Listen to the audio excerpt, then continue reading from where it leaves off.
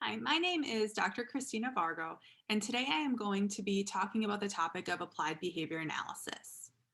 This information today comes from a larger project entitled A Statewide Professional Development Model on FBA and BIP Strategies for Classroom Teachers of Children with Autism. This work was supported in whole or part by a grant from the Texas Higher Education Coordinating Board. The opinions and conclusions expressed in this document are those of the authors and do not necessarily represent the opinions or policy of the Texas Higher Education Coordinating Board.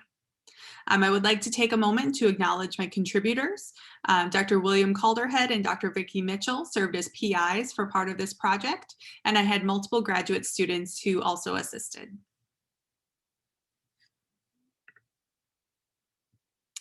By the end of this session, you should be able to accurately define and discuss the goals of applied behavior analysis, and also define commonly used behavioral terms and discriminate among them. All right, so I would like to start with just providing a basic overview of applied behavior analysis. So you might be asking, what is applied behavior analysis? Well, ABA is the scientific application of behavioral principles to socially significant behavior. And the applications of ABA extend far beyond autism. The publicity of ABA is probably most commonly used with autism because the grant funding is available there. The effectiveness has been shown. However, ABA has been shown to be effective with several different populations, including individuals with other disabilities, typically developing populations, adults, and children. ABA has also been shown to be very effective in a variety of settings and with targeting a variety of behaviors. Now, when thinking about the term applied behavior analysis, there are three separate words that each have very important meaning. The first, applied, refers to the behaviors as being very socially significant. This means that the behaviors that are targeted by a behavior analyst are ones that affect the individual's life on a day-to-day basis. Second, the term behavior refers to having the behaviors and the targets that are targeted for change as being measurable and objective. We should be able to define in objective terms what the behavior looks like, and we should be able to see the behavior when it occurs. Third, the term analysis means that there's a demonstration of effectiveness.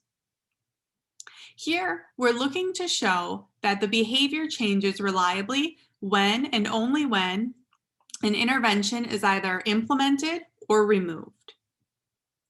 There are two links on this website that on this page that I would like to direct your attention to. The first is the Texas Statewide Leadership for Autism training. This provides a lot of great resources for teachers and caregivers in the state of Texas. And then the second one is Autism Speaks. Autism Speaks provides a lot of also great resources for caregivers, teachers, parents, and other individuals who may either have a diagnosis of autism or may know someone else with a diagnosis of autism. All right, now I'd like to take a moment to show you a quick video that provides a brief overview of applied behavior analysis and also discusses its application to educational settings.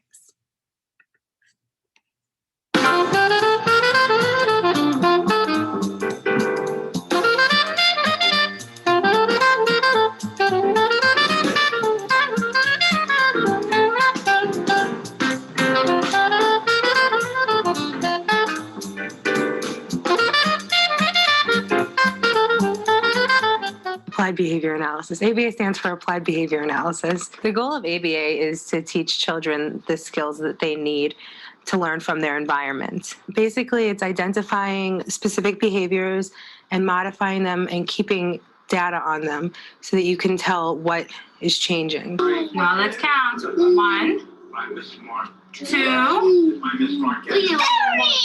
3. Who's in school today? Who's in school today? in school today? Who's in school today? When you begin an ABA program, you assess the child and you identify different skills that you want to work on. A very important part of an ABA program is figuring out what's reinforcing to the child. So you would use a reinforcement assessment to determine what's going to motivate the child to learn. The more powerful the reinforcement, the more rapid learning will occur. I try and stay away from food reinforcement. I use computer. Most of my children love computer and they'll work for computer. They'll do anything for computer. I have one student who works for the piano. I have one student who works for puzzles. Well, he works for puzzle pieces. So as we're working, every couple of answers that he gets right, I give him a puzzle piece. And then when the puzzle is filled up, he can go and play with it. It really depends on the child. I have one kid that loves high fives. So yeah, something as simple as that you could, it's more natural. I saw a yellow dog looking at me. Yellow dog. I keep data during one-to-one work and during their workstations. With 6 students, it's really difficult for just me and one paraprofessional to keep data on everything. I try and target specific skills that the students need during group activities and work on that individually. Let's see, today is number 19. Up. Find number 19. Tuesday, Find number 19. Monday. Find number 19. There's number 19. I'm concerned about what's going on at home. How can we teach your child things that are, that's going to make his or her life easier at home? Every week we take a trip to the supermarket. It's a very important trip because a lot of the parents in my class say that they can't go to the supermarket. They can't take their child to the supermarket because they pull everything off the shelves. They are running up and down the aisles. They don't know how to behave. This is a really significant thing to a parent. They need to be able to take their children out in the community and feel comfortable. So we take a trip to the supermarket every week and we learn how to behave and we learn how to use money. We learn how to choose things. Here. Usually so Some. Okay, I want to give them out. I'm getting out. Here you go, Teddy. Cheese. When a child is diagnosed with autism, the ideal situation would be for them to start ABA therapy as soon as possible. So whatever age that diagnosis comes, parents should start looking for therapy. All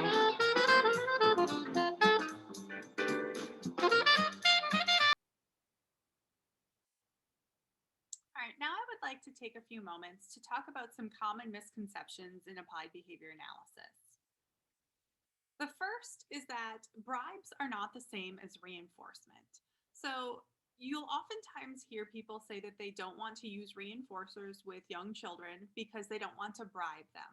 But again, bribes are not the same thing. So reinforcers actually have very specific requirements and a very specific definition. Typically, when you use a reinforcer, the reinforcer is something that's provided after the behavior occurs, and it's contingent on that behavior. And when that reinforcer is provided contingently, we see an increase in that behavior over time. Bribes are a little bit different. Typically, when you're using bribes, whatever that award or prize is that you're going to give to that child is given before the behavior occurs. So the parent may say, oh, I'll let you have this candy right now, but you have to do your homework. And so that's an example of a bribe and not a reinforcer. Again, reinforcers are provided contingent on the behavior and only after the behavior has occurred. Next, ABA does not ruin one's intrinsic motivation or make people rely solely on external incentives. In fact, in applied behavior analysis, one of our goals is to increase independence and to have individuals engage in behaviors that their peers engage in. And so, though it may not be typical for, let's say, a 10th grader to receive access to edible items in a classroom setting, it may be where we need to start with that individual in order to increase their independence and teach them appropriate skills that they need in order to benefit in the long term. Third, ABA does not only work with children and individuals with disabilities. So I want you to think for a moment why you engage in some behaviors in your life. First, why do you go to work? Now you may be thinking, oh, I go to work for the money, but there's other reinforcers that are present with going to work as well. You're often going to get access to attention from other people. Your coworkers provide attention. Maybe you work with students and you get attention from the kids. There's also going to be things that you can use that money to benefit from. So access to food, maybe an apartment or a house, clothing, things that you need in order to survive. Those are benefits of you going to work. Second, why do you wear a seatbelt? And so there's those long-term consequences that are a little bit rare, where you wear a seatbelt in order to maybe avoid getting a traffic ticket or avoid being injured in a car accident. But there's that more immediate consequence where you wear a seatbelt in order to avoid that really aversive dinging sound that you hear in your car if you don't have your seatbelt buckled and you begin to drive. Finally, things like doing laundry, dishes, and other chores around the house. It's hard to find someone who finds a lot of enjoyment in doing those things. And so we don't do our laundry because we enjoy doing our laundry. There's not necessarily something intrinsically motivating about doing laundry. However, we do it because we have to have clean clothes. And if we don't have clean clothes, then there are potentially some aversive consequences. If you show up to work in clothes that are very dirty or smelly, there's the potential that you may be sent home or perhaps even lose your job. All right, so when talking about the topic of applied behavior analysis, it's important to also reference what a board certified behavior analyst is. So a board certified behavior analyst is someone who has met a certain number of standards and has achieved this national certification. In order to become a BCBA, one must complete master's level coursework, attain a certain number of supervised experience hours, which can be as many as 1,500 to 2,000 hours, pass a written competency exam, and then obtain licensure in the state that they live in if state licensure is required. Now in Texas, state licensure is required in order for one to practice ABA. So I'd like to show you a brief video that is provided by the Behavior Analyst Certification Board that provides a bit of an overview.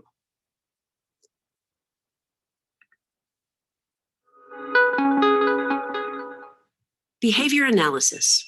It's the scientific study of how people learn and behave. Behavior analysts work to improve people's lives through behavior change. Applied behavior analysis, or ABA, is best known as the leading evidence-based treatment for individuals with autism and developmental disabilities. ABA is also used to treat dementia and other age-related issues. It's used in brain injury rehabilitation, to improve employee performance and workplace culture, to enhance sports, fitness, and health, and in education, among many other applications. Like other healthcare professionals, many behavior analysts are certified to practice. The Behavior Analysts Certification Board, or BACB, is the nonprofit organization established to meet professional certification needs for behavior analysts. BACB certifications are accredited by the National Commission for Certifying Agencies. NCCA accreditation is a mark of distinction and an indication of quality in the certification industry. The first national organization to certify behavior analysts, the BACB offers 3 different certifications. At the graduate level, BCBAs practice applied behavior analysis independently and may supervise the undergraduate level BCABAs and paraprofessional RBTs. Over the last decade, the number of certified behavior analysts has skyrocketed due to demand. In less than 10 years, BCBA certifications alone grew by nearly 2,000%. To help ensure they offer the latest and highest quality care, all BACB certificates have requirements for maintaining their certification. For example, BCBAs and BCABAs must recertify every 2 years and participate in ongoing continuing education activities. Additionally, to maintain a BACB certification and to protect consumers, certificants must follow their respective ethics codes. The BACB enforces ethics requirements for all certificants and offers resources for improvement and reporting mechanisms for unethical behavior. In addition to its certifications, the BACB offers other services, including the option to find or verify an active certificate in your area. Have a question about the BACB, our certifications, or our other services? Visit the Contact Us page, and thank you for your interest in the BACB.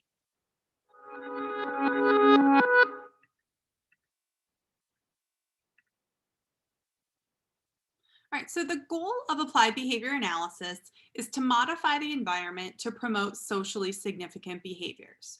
Again, we've already talked about how these socially significant behaviors are those that improve the quality of life of the individuals that we serve. So we commonly target two different categories of behaviors. These are behavioral excesses and behavioral deficits. A behavioral excess is a behavior that occurs too frequently in the individual's repertoire, and thus it can be considered a problem behavior. Examples of behavioral excesses that might be common in schools may be aggression, self-injurious behavior, talking out, or elopement. Again, these are behaviors that are occurring too frequently in the individual's repertoire, and thus they've become problematic. In contrast, we have behavioral deficits. These are behaviors that aren't occurring enough in the individual's repertoire. Examples here might be social skills or communication skills. For both behavioral excesses and behavioral deficits, behavior analysts can implement an intervention plan in order to specifically target the behaviors for that individual student. All right, before moving forward, I would like to take a moment to read a tweet that was posted in January 2019. This tweet states that when a student struggles with reading, we find out why and we teach them. When a student struggles with math, we find out why and we teach them. And so the first two sentences here are very common sense for parents and teachers, right? So there's an academic deficit or an academic problem, and instead of just trying to move into the treatment, we figure out what the problem is, and then we address that. So when a student struggles with their behavior, we need to find out why and teach them, not just punish. And in addition, not just put in any type of intervention. Instead, we need to look at the function or the reason that the behavior is occurring. Why is that child struggling with their behavior? Is there a skill deficit? Is there a motivation deficit? What is the issue? And then figure out what that is, and then how to teach the child to request or engage in a more appropriate behavior. So now let's take a few moments to look at some commonly used terms in ABA that will help us when we're conducting an FBA and when we are subsequently writing that BIP. All right, the first set of terms are often just called ABCs of behavior analysis.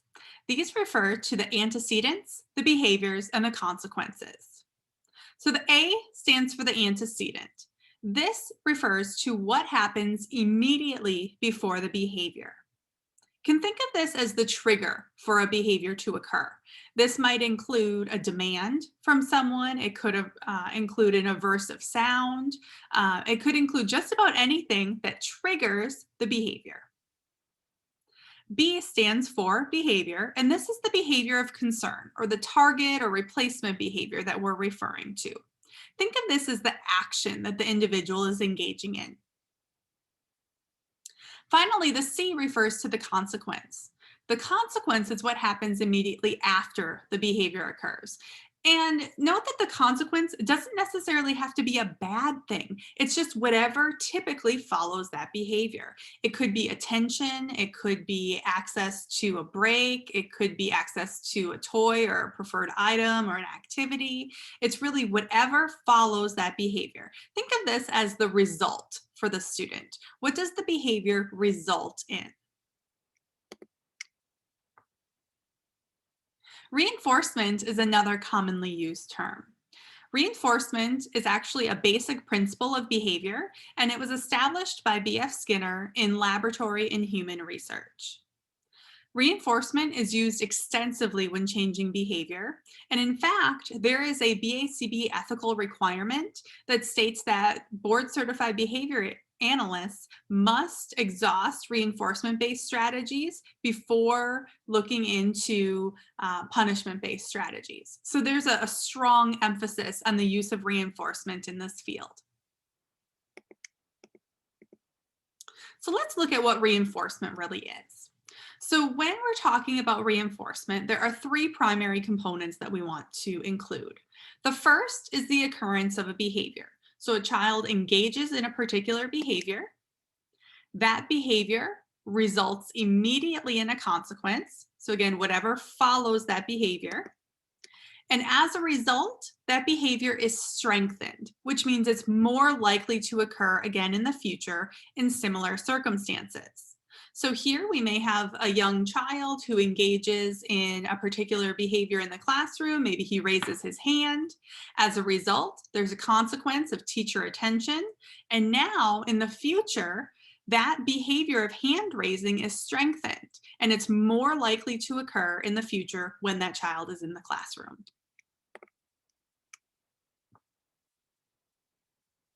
Now, when talking about reinforcement, there are two subcategories that we can discuss. This is positive reinforcement and negative reinforcement.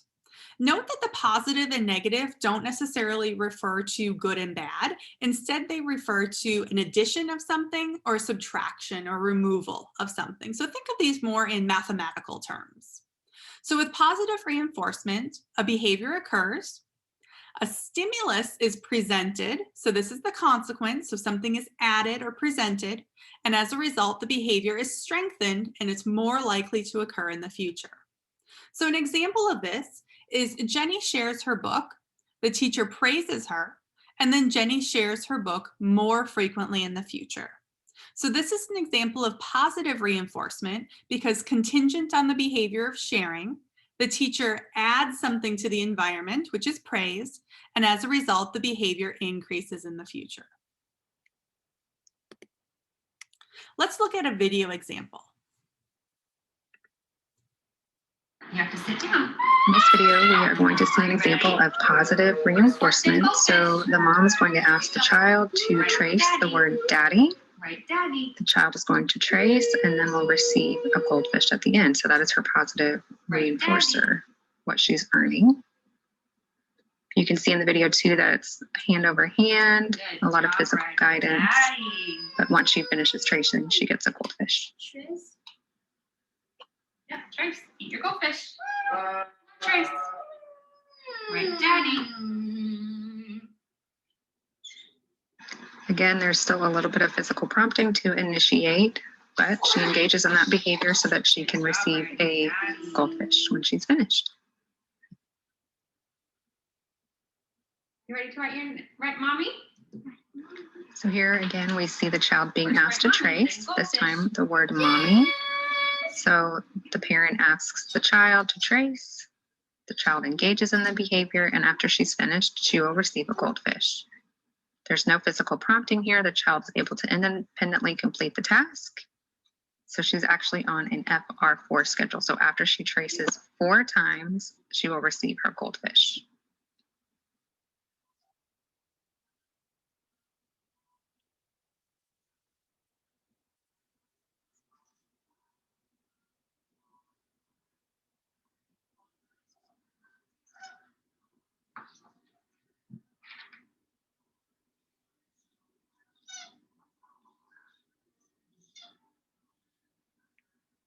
Good writing.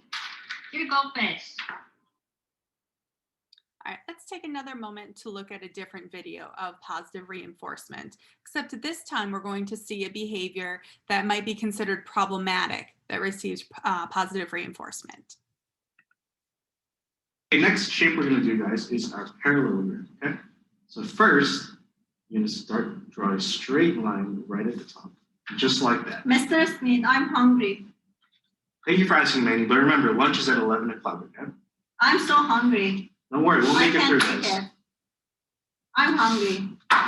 Manny, fine. Okay, just pull something out of your bag. And let's move on, okay?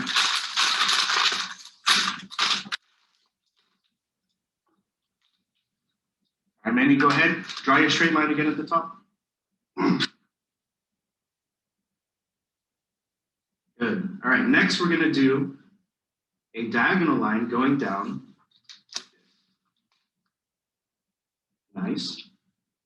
And then one more, just like that. And then finally, we're going to draw our straight line right at the bottom. And there we have our parallelogram. All right, let's continue with the discussion of common ABA terms. So next I'd like to discuss negative reinforcement. So again, negative reinforcement is similar to positive reinforcement in that there are 3 different components, except it varies in the consequence. Rather than a stimulus being added to the environment, here we have an aversive stimulus that's being removed. So with negative reinforcement, the behavior occurs, an aversive stimulus is removed, and as a result, the behavior is more likely to occur in the future. Let's look at an example.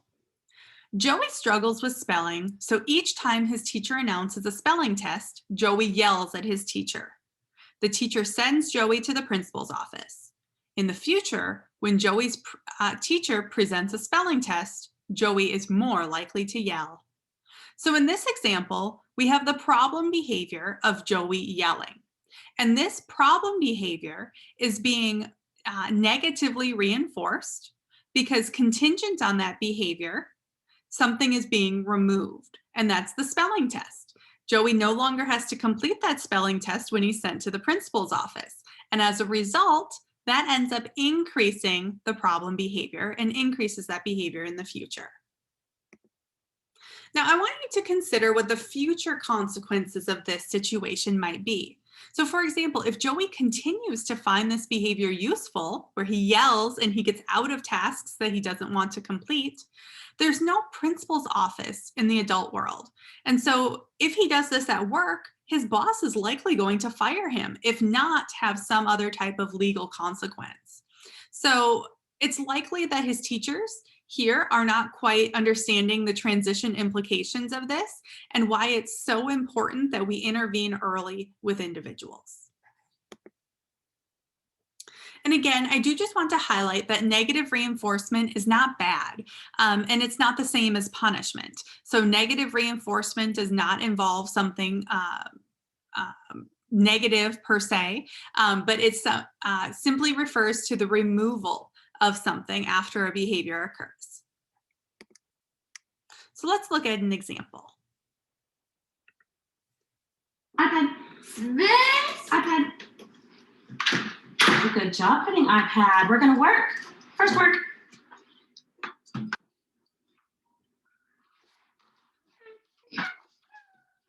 Oh, look, let's trace. Let's trace. Trace.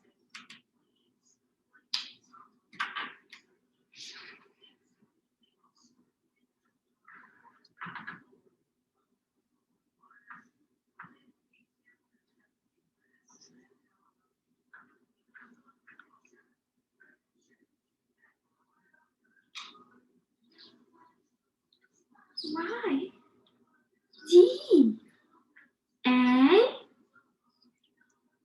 D, D, Y.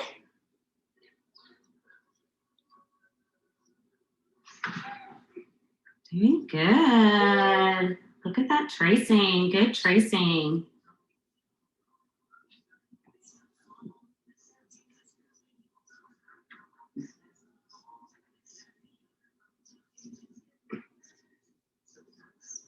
Good tracing, Madeline. Do you want a break? Yes. Want to say, I want a break? I want a break. Okay, good job. So in that example, we had a young child who was asked to complete an academic task, Contingent on completing the task, which is the behavior, they were given a break. So the academic task was removed, and as a result, the behavior of working will continue in the future.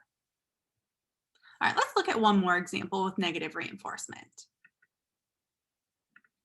Okay, class, next we're going to be listening to a song. And I want you to listen carefully and figure out which instruments are being played in the song, okay?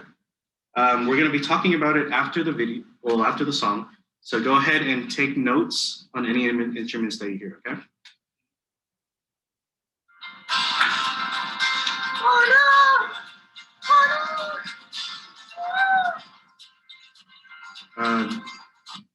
Julius, did you not like the song? No. Okay, why don't we move on? Let's talk about some instruments that we know. Susan, why don't we start with you? Piano. Piano, that's a good one. Can you think of one, Julie? Guitar. Guitar, nice. So in that example, we had Julie who engaged in a problem behavior by covering her ears and moving away from the table, contingent on hearing that sound.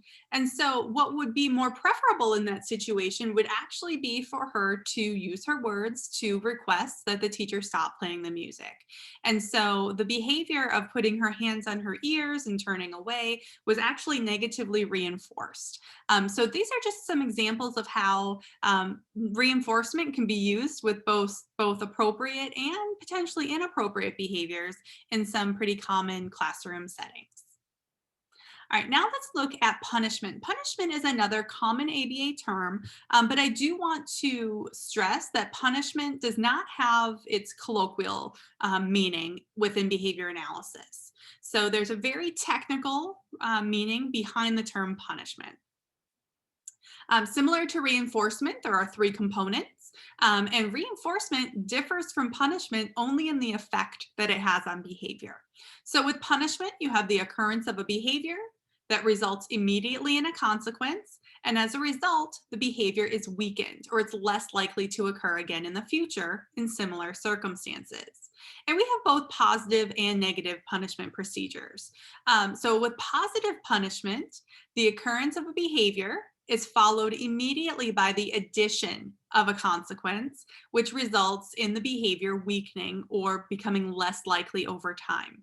So an example of a positive punishment procedure might be a teacher delivering reprimands. So a child engages in an inappropriate behavior, the teacher reprimands that student, and as a result, that behavior decreases in the future. In contrast, we may have negative punishment. Negative punishment consists of the occurrence of a behavior followed immediately by the removal of a consequence, which results in the behavior weakening in the future. And an example of negative punishment might be timeout. So contingent on an inappropriate behavior, the teacher removes the student from the reinforcing environment, perhaps by having the student sit in the back of the classroom. And as a result, the student is less likely to engage in that problem behavior in the future. Let's look at some examples. The first one will be an example of positive punishment. Okay, now that we're done with math, we're going to start to do English. Class, would you please take out your vocabulary workshop books and turn to page 30. Callie, thank you so much for getting your vocabulary workshop book out. Taylor, could you please get your vocabulary workshop book?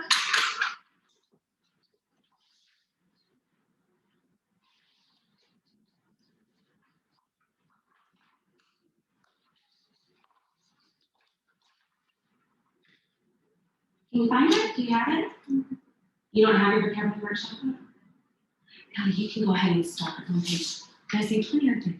30. Go ahead and start. So you don't have it? So this is the third time this week that you have come unprepared to class. I need you to please take out a sheet of paper. If you need to, you may ask your friend next to you to borrow one.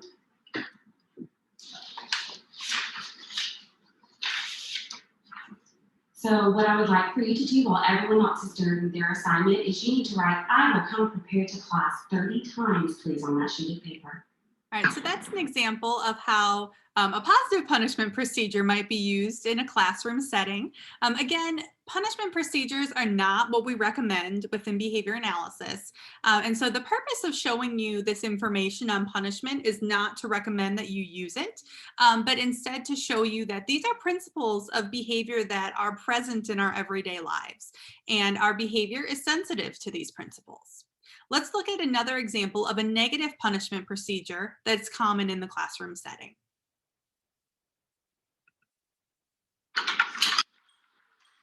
Please stop, Carter. Please stop. Hey, Carter, I hear your friend asking you to stop doing that. When we play with our trains and our cars, we can roll them on the floor, but not our friends, okay?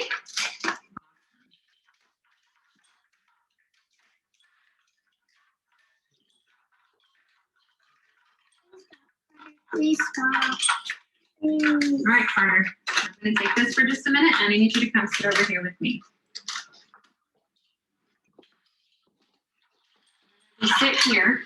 I'm gonna take a time out for just a minute and I want you to think about how we can play better with our friends and get choices, okay?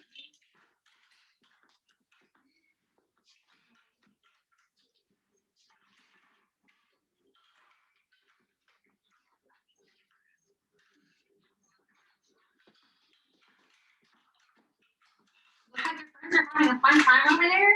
Do you think you might want to go play with them? All right, so we're gonna roll it on our friends.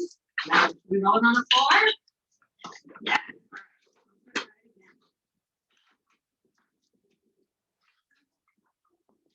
So continuing with our discussion of common ABA terms, next I'd like to talk about extinction. So with extinction, we have a previously reinforced behavior that occurs. The reinforcer this time is withheld, so it's not delivered, and as a result, the behavior is weakened, which means it's less likely to occur again in the future in similar circumstances. It's important to note that extinction can produce side effects, but it's rarely used by itself, and that does help to mitigate these side effects. So let's look at an example. Here we have Julie, and Julie usually whines when she wants a break from reading. Typically, her teacher gives her the break when she starts to whine. However, the teacher decides to no longer give her her break, and Julie's whining, as a result, decreases in the future. So here we have a behavior of whining that's previously been reinforced, right? In the past, Julia's teacher has given her that break from reading contingent on whining. Now, the teacher is deciding to withhold that reinforcer.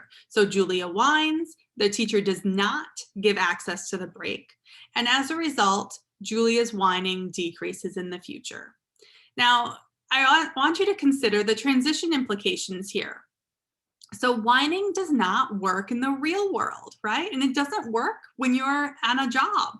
And so if you were to go up to your boss and start to whine, you're likely not going to get access to whatever it is that you want. And so it's really important that we, again, intervene as early as possible to teach individuals the appropriate ways to get access to the items or the consequences that they want. All right, let's look at another example, this time of extinction. Okay, everyone, today you're going to work on your tracing worksheets, okay? You're going to trace letter E for me today, all right? Go ahead and start working on your worksheet. No. Oh. Sean, you need to do your tracing. We are working on letter E today. Sean, this is how we trace. We start from here, go all the way to the top, and then come back in the middle, and then connect the last part together. Okay. Let's do it together. Start from here, go all the way to the top, come back, and then connect the last two parts. Okay? That's a good tracing right there. Ooh. All right, so in that example, you saw that the teacher did not let the student out of the task. So the behavior of whining or crying was not reinforced with escape. And as a result, now we would expect to see that the behavior would decrease over time. All right, so this slide provides a nice summary of the different principles that we've discussed so far. These include positive and negative reinforcement, positive and negative punishment, and also extinction. In the second column, you can see the effect that these have on behavior. Positive and negative reinforcement both result in an increase in the behavior or a strengthening of the behavior, whereas positive and negative punishment, as well as extinction, all result in a decrease or a weakening of the behavior. With positive reinforcement and positive punishment, because they have that positive term, that means that something is being added. That consequence results in an addition of something. This is in opposition to negative reinforcement and negative punishment, where the consequence is something being removed. Now, extinction is a little bit different from both of these in that with extinction, we're not necessarily removing anything. Instead, we are just withholding that consequence. So the consequence is a reinforcer that has in the past been delivered, and now we're placing the behavior on extinction by withholding that reinforcer and no longer providing it.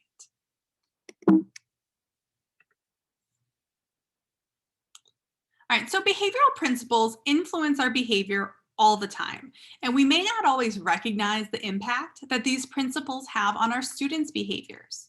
So let's review some common scenarios in the classroom setting that you might observe.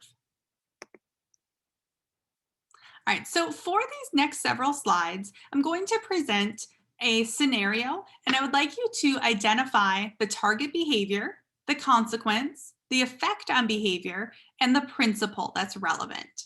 Now, I recommend that you take a moment to think about it yourself. If you are working with someone else, you might want to discuss with them. And maybe if you're in a large group, discuss as a large group what you've come up with for these answers. So the first asks, Lizzie often lays on the floor during circle time when she is supposed to sit crisscross. The teacher doesn't want the other students to see her, so she has Lizzie sit in the back of the room by herself in the timeout chair. This is away from the peers in the story. As a result, Lizzie lays on the floor during circle time less often in the future. Now, when you're going through and identifying the different components in this example, I recommend that the first thing you look at is what the target behavior is. So what is the target behavior? What typically follows that behavior? And then what is the effect? Do we see that the behavior is strengthened or weakened? And then from there, you should be able to look at what the principle is by referring to the chart that was in the previous slide. So in this scenario, the target behavior is Lizzie laying on the floor. The consequence is that she's removed from the activity, which is actually an example of timeout. So contingent on the behavior, something reinforcing is removed. This results in a decrease in the behavior. And when you have the removal of an activity and a decrease in the future frequency of the behavior, this is an example of negative punishment. Again, consider the transition implications here. So in the real world, there's not necessarily going to be a teacher to place the student in timeout. So it's important to make sure that the student is taught these appropriate behaviors and the expectations from the start. All right, the next example. Lizzie often bites at her hands and fingers during circle time. The teacher does not want Lizzie to harm herself, so she gives her a teething ring to chew. As a result, Lizzie bites her hands and fingers more often in the future.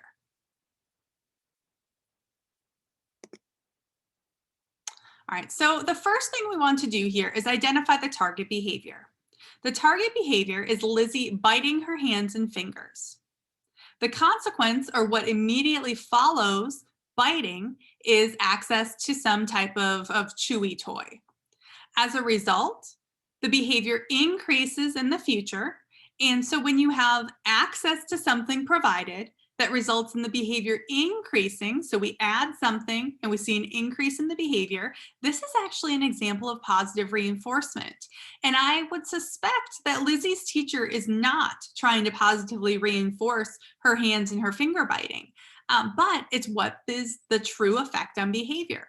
And this slide just really serves to emphasize the point that it's important to collect data as you're going through and intervening on behavior. Because if you're not collecting data and you're not identifying that you're actually positively reinforcing this problem behavior, you might continue doing it to the point where Lizzie could cause some harm to herself. All right, the next example.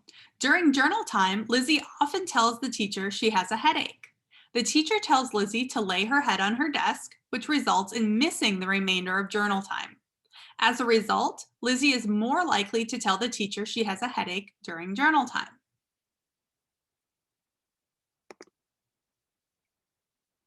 The target behavior in this scenario is telling the teacher that she has a headache. So that vocal behavior of saying, I have a headache.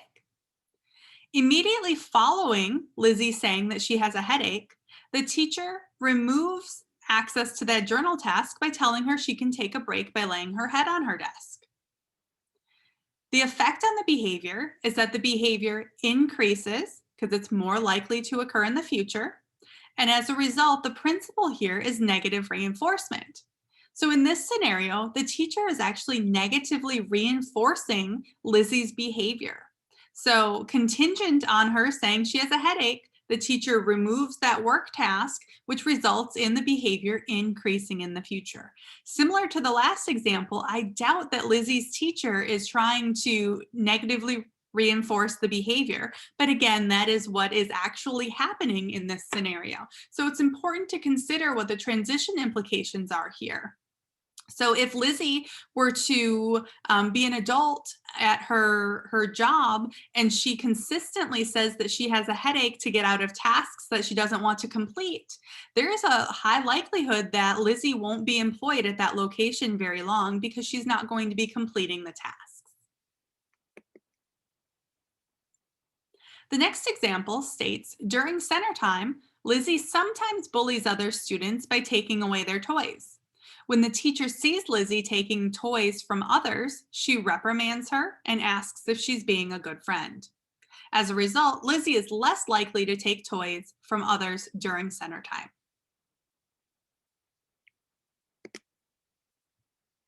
The target behavior in this example is taking toys from others.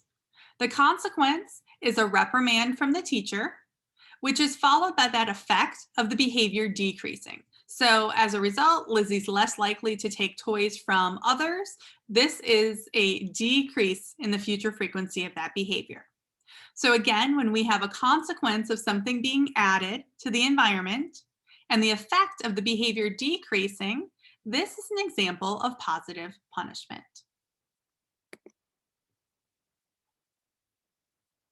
All right, this example states, during journal time, Lizzie often distracts other students by making animal sounds and inappropriate noises.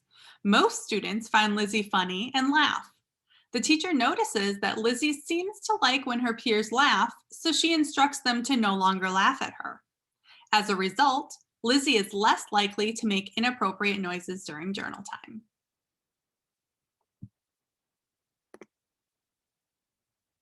Here we have an example of extinction.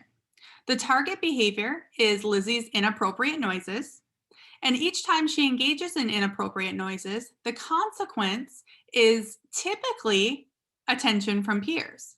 But this time, the consequence consists of withholding attention, right? So she's not being given attention that she typically has been in the past, and as a result, the behavior decreases. So when we have a reinforcer that's being withheld when the behavior occurs, and the effect is the behavior decreasing over time, this is an example of extinction.